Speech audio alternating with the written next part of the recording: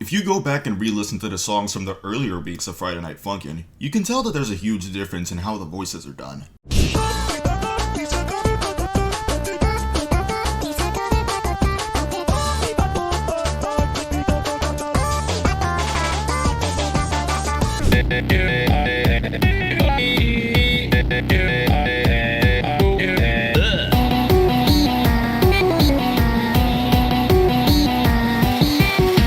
In those earlier weeks, the vocals were sung live by Kawaii Sprite. The first couple of songs, I had to sing them manually and like slice up the audio and like auto-tune it to make it sound like almost kind of like a Vocaloid, but not really. But later on, the switch was made to chromatics as the songs got more difficult and people can't typically sing that fast. Even though chromatics make composing vocals easier, the live recordings have a unique sound in them.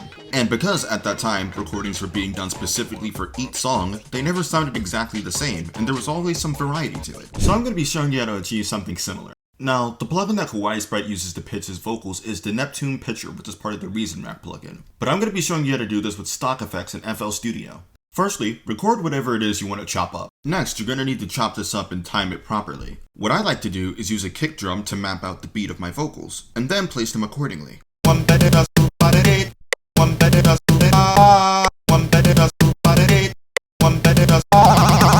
Then you route your vocals to a mixer channel.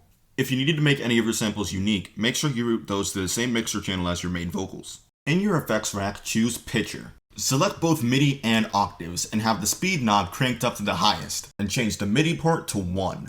Enable formant, and then mess with the gender knob in the middle until you get the voice you're looking for. Go back to your channel rack, create a new instrument, and choose MIDI out. And for the port, choose the same one that you're using for Pitcher. From here, we get into the tuning. Now, when you go into your piano roll and you're inputting notes using MIDI out, you're not going to hear anything. So what I like to do is write out my melody using a sine wave, and then when I'm done with that, copy and paste that into MIDI out. If your voice is sounding too low or too high, you can shift the octave around in your MIDI out. And with that MIDI information underlaid with the vocals, it'll sound like this.